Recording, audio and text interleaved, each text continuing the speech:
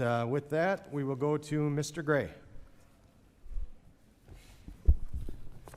Thank you, Mr. Chairman, Ranking Member Craig, Secretary Rollins. Thank you for appearing here today. It's nice to see you again. We met, I think, at your first day on the job. I came over with the chairman. You were nice enough to give me your cell phone number. Yes. And so we could keep in touch. Nice to see you again. Next time we'll make sure we invite, you know. Don't take it personally. So my district lies in the heart of California's Central Valley, a region that feeds the nation and much of the world. We produce over 59 billion in agricultural output each year, accounting for 1 in every 4 bites of food consumed by Americans daily. We grow almonds, dairy, citrus, tomatoes, cotton, you name it. And we do it with less water, less margin for error, and more climate risk than just about anywhere else in the country.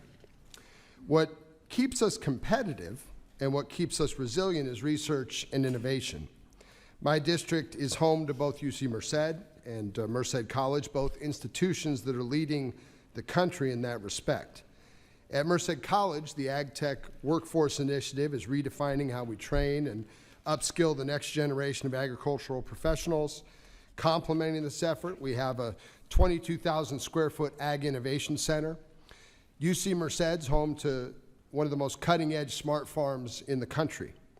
All of this supported through federal and state investments, including the $65 million F3 award benefiting both those institutions and those programs.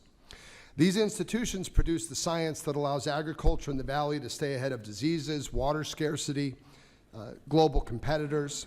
And we're not talking about the ivory tower theory here. We're talking about cutting-edge, applicable, and exciting research happening every day in our universities and, more importantly, on our farms.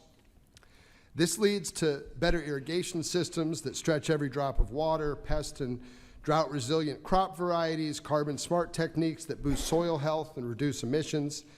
These are the very tools that will shape the future of agriculture, not just in California, but throughout the country.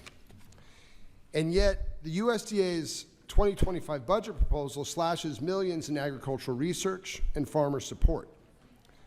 While we are reducing our investment in American ag research, countries like China and Brazil are doubling down. They're building new research stations, funding climate-resilient agriculture, dominating global markets with lower costs and higher volume. If we want American agriculture to remain the global gold standard, we cannot afford to fall behind in innovation. And let's be clear, food security is national security.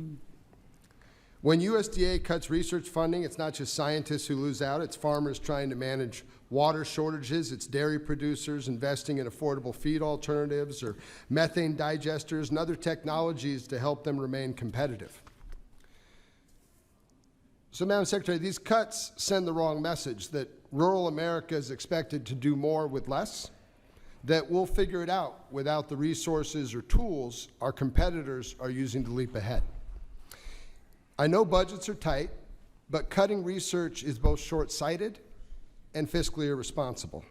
So, Secretary Rollins, my question is two-part. One, how do you and I collaborate, and how do we collaborate here in Congress as a body to ensure that this administration starts to prioritize these critical investments that will be the foundation of agriculture and farming over this next 100 years? And two, can I get a commitment from you that you will come to my district and let me show you firsthand the innovation and breadth of production that makes up the greatest and largest farming valley in the world? Yeah, for the last question first, I would be honored to come visit. Let me just, if I could provide a little context though, because I do think your points are salient and they're important, but in the budget, we only cut about 7%, and that we went from 2.1 billion with ARS to 1.9 billion. And I understand what you're saying, that's still 7% or 7.6%, I think, but that was very specific to some outdated facilities that weren't online and weren't producing the research that was necessary. We remain wholly committed to the research that you mentioned, the universities that you mentioned. I'm a product of a land grant, Texas A&M out of Texas. really believe in the work that is being done. And to your point about national security, it is more important today than ever before that we continue that. Well, Madam Secretary, I appreciate that response, and I look forward to hosting you in Merced and throughout the San Joaquin Valley. It's a beautiful place, and we do some incredible things there. And, you know, you've said this administration supports agriculture. You've said you want to level the playing field for rural producers. Certainly like to work with you. Gentleman's time has expired. I look forward to that. Thank you. Thank you, Mr. Chairman. I yield back.